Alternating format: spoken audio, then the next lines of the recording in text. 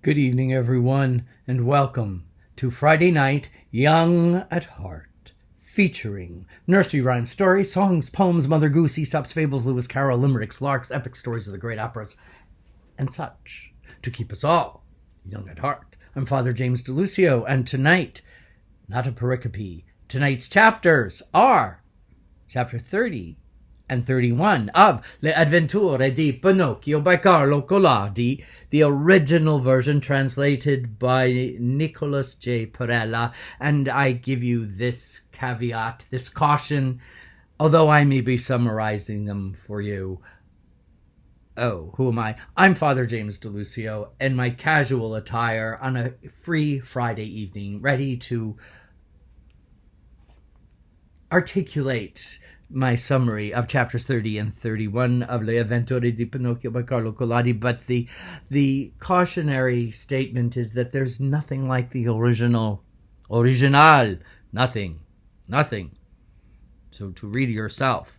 But if your time is so precious and you don't want to take the luxury of reading a little novella, classic that every child in Italy has been brought up reading, then you're settling for these summaries. Okay, chapter 30 and 31. Isn't that what I said? Yes. So now, do you recall? It seems such a long time ago.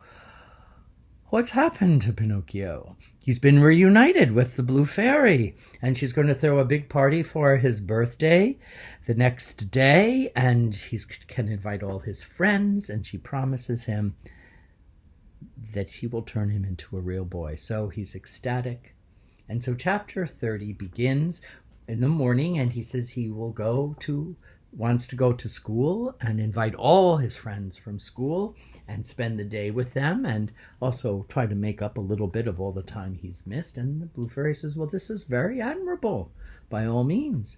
And there's a little dialogue. I'll give you a little taste of it. We can read excerpts without fully reading an entire chapter. That is what seems to work. Here's a little bit of the repartee between the good fairy and Pinocchio. Take care, Pinocchio. Children are quick to make promises, but most of the time they are slow in keeping them. But I'm not like the others. When I say something, I mean it, says Pinocchio. Well, we shall see. If you should disobey, though, it will be much the worse for you. Why? Because children who don't heed the advice of those who know better than they do always end up in some kind of trouble. And I know that from experience, exclaimed Pinocchio, but I won't fall into that same trap again. We shall see if you're telling the truth, says the Blue Fairy, and off Pinocchio goes to school. He gives invitations to everyone without any sense of discrimination. He forgets all about the problems of those ruffians who took him to the shore that time and threw all his books at each other, etc., if you recall. And they're all going to come to the party, and even those who were reluctant because they didn't particularly like the company that Pinocchio had been keeping prior to his last absence from school. But when he tells them that they're going to have a delicious breakfast with some cafe latte, they can't resist, and so off they come. Now, it just so happens that after school, Pinocchio was looking for his best friend. Who knew he had a best friend? Suddenly, Collodi throws this at us in chapter 30. But the friend's name was Romeo. I guess a popular Italian name. And so, but nobody called him Romeo. They called him Lampwick because he was a skinny beanpole of a young kid, like the wick on a candle, But he wasn't at school, which is not unusual for this rowdy ruffian. So Pinocchio goes looking for him. 3 times he goes to his house, finds his parents, and we don't know where he is. And then as he's walking home along the road, he sees a little cave, and who is there hanging out? Not hanging out, Collodi wouldn't use that phrase. No, he's just dwindling. No, He's oh, sometimes those words just don't come. He's resting there, I guess. Why are you here? Says Pinocchio. Lampwick tells him, I'm running away. I've had it. I've had it with teachers. I've had it with parents. There's this place called Funland and a magic coach that comes to take us right at sundown, and I'm going there. No school, ever. Do what you want. Fun and games, you come too. But now Pinocchio is not ready, willing to go. And we have another wonderful repartee of Pinocchio saying about how he's changed and how he wants to do the right thing. And the Blue Fairy is giving him this great party, and he's going to return to being a real boy. But Lampwick is persistent, and little by little he starts to weaken Pinocchio's resolve to be good and to go to school. Now the sun is beginning to set, and Pinocchio knows he has to get home before dark, as he promised. Lampwick is very tricky. Stay a minute more. 2 minutes, that's all. Don't you want to see this magic coach that's coming for me? And there's no school ever. Pinocchio dallies, and he decides to tarry a bit. Tarry, yes. Claudia would use the Italian equivalent of tarry for sure. But again, you have to read the original to enjoy the use of his language, and that by Nicholas J. Perella. Okay, but to cut to the quick, and because you're already looking at your watch, Pinocchio waits, and the couch comes, the coach, not the couch. The coach comes. It's packed with children. Boys, only boys. Why? Only boys?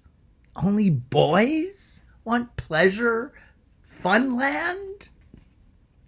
They're, as described eloquently, like sardines in a can. But they're all just shouting and rowdy and happy that they're getting away from school and chores and responsibilities and learning. They don't like learning. What else can we say but just shrug and sigh? Shrug and sigh. Isn't that what you're doing right now? Shrugging and sighing about these boys who don't want to learn. Lampwick wants to get in the coach. There's no room. But he's so determined, he stands on the bumper in the back of the coach. And the coach is led by a coachman, of course, who is round and plump and seems quite congenial. He turns to Pinocchio. Don't you, too, want to come? I don't know, Pinocchio. And again, we have this wonderful dialogue of him talking about the Blue Fairy and being responsible. And the boys are laughing, and Lampwick is laughing at him. Nobody likes to be laughed at, do they? Lampwick again begins to implore. Come, come, where there's joy. Free for all. For free. Free for all, for free. Pinocchio at last gives in, jumps on one of the... Oh, I didn't tell you. This coach is drawn by 24 donkeys. Not horses. Not piglets. Not ponies. Or anything else that would normally be driving a coach. No, donkeys. He jumps on one of the donkeys, who kicks and jumps and flails and throws Pinocchio off. The boys laugh and laugh. Pinocchio is in a rage. He mounts the donkey again. Same thing. Off he goes. Back he comes. This time, though, he hears a voice. The voice saying, beware, beware. Don't go on this journey. Don't come for our ride. Go home. Pinocchio thinks he's hearing things, and once more, the third time, the donkey throws him off his back. Now, there's a little more what that fat little coachman does to the donkey. I will not tell you. It's terrible. But Pinocchio gets on a final time. This time the donkey's crying and says, run, run, or you will end up crying too. Pinocchio will hear none of it, and off they go. In chapter 31, it's described very briefly of how much fun they're having. 5 months worth of fun, but it only takes a page or two of doing everything they want to do. And Pinocchio, at the end of the chapter, is so elated. 5 months, and he's just done everything he possibly wanted. He doesn't miss the good fairy. He doesn't miss his father. He doesn't miss school. Of course he doesn't miss school. Oh, for heaven's sake. And then he says to Lambic, you're my very, very best friend. What but a best friend would bring someone to a place like this?